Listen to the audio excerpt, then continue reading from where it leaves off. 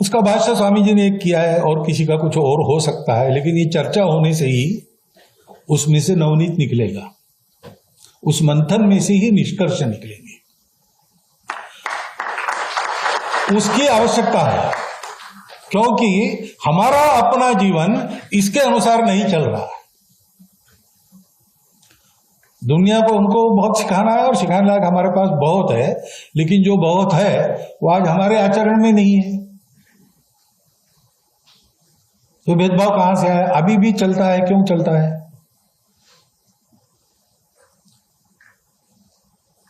हमारे स्पष्ट उल्लेख है, अहिंसा ही हमारा स्वभाव है, हमारा मूल्य है अहिंसा। लेकिन हमारी अहिंसा लोगों को बदलने के लिए, लोगों को अहिंसक बनाने के लिए है। तो कुछ लोग तो बन जाएंगे हमारा उदाहरण देकर, लेकिन कुछ लोग नहीं बनेंगे, और इतने बगड़े रहेंगे कुछ भी करो वो नहीं होंगे और उपद्रव करेंगे दुनिया का। तो इसके लिए क्या करना है? आपने बताया मुंबई में मैंने रावण का उल्लेख मैंने इसलिए का, मैंने कहा कि भाई हम तो किसी के दुश्मन नहीं है, द्वेष वगैरह हमारा स्वभाव नहीं है।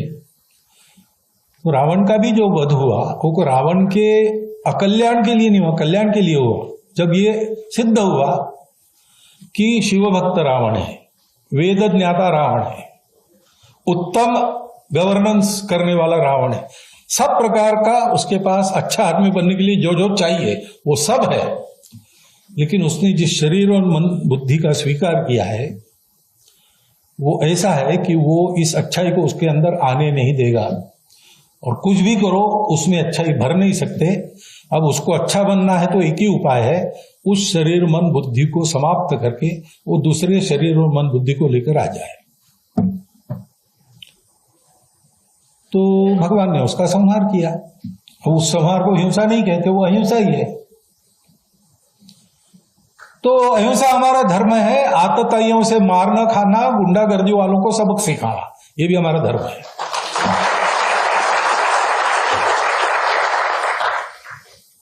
अब पाश्चात्यों की जो विचार पद्धति है उसमें दोनों एक साथ नहीं चल सकते, क्योंकि इन दोनों को बैलेंस करने वाला जो विचार है कि मैं लोगों में, मेरा शत्रु है फिर भी मैं देखूंगा अच्छा आदमी है कि खराब आदमी है, वो बैलेंस नहीं है। शत्रु है या नहीं शत्रु है, वो अच्छा होगा तो भी उसको पूरा मिटा दो। हमारे यहां वो अच्छा है कि नहीं इसको देखते हैं, और कुछ लोगों को थोड़ा दंड देके, कुछ लोगों को ज्यादा दंड देके, कुछ लोगों को दंड दिए बिना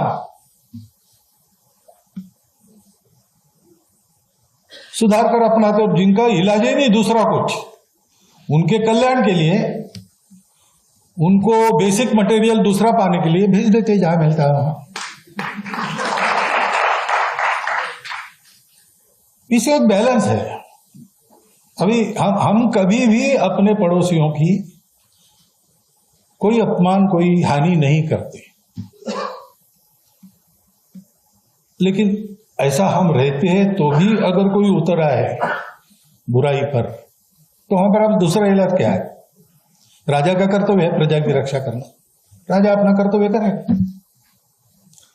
दोनों धर्म है। इसलिए गीता में अहिंसा का ही उपदेश है।